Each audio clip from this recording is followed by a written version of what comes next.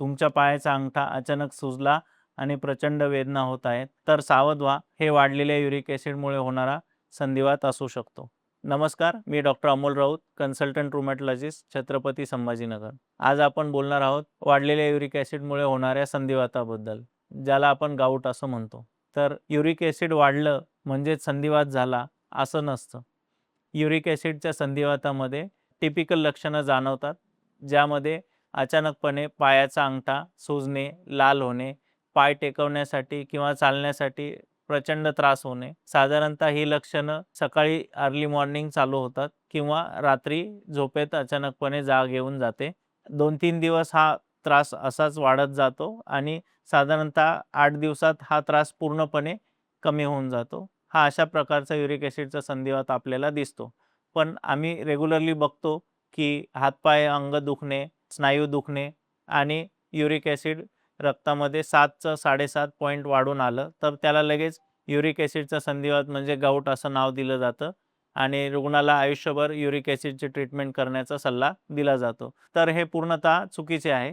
Uric ॲसिडच्या संधिवाताचे निदान हे mainly प्रामुख्याने क्लिनिकल असते.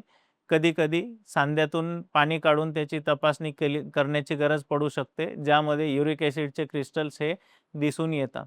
तर हे युरिक ॲसिड नेमकं काय आहे?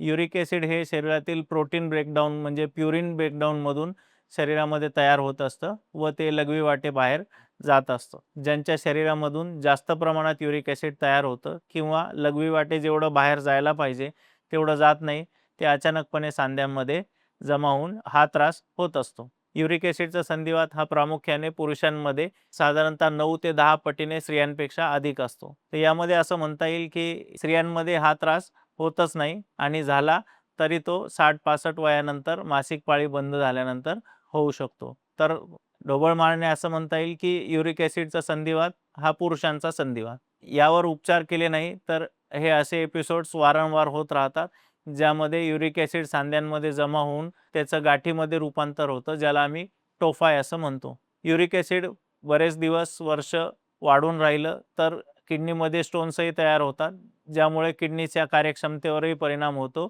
व किडनी निकामी होण्याची भीती असते. वाढलेल्या युरिक ॲसिडसाठी सर्वांनाच उपचाराची गरज नसते. जर तुमचं युरिक ॲसिड फक्त वाढून दाखवत आहे रक्तामध्ये, पण तुम्हाला अशा प्रकारचा त्रास झालेला नाही आहे, तर त्यामध्ये गोळ्यांची गरज नसते.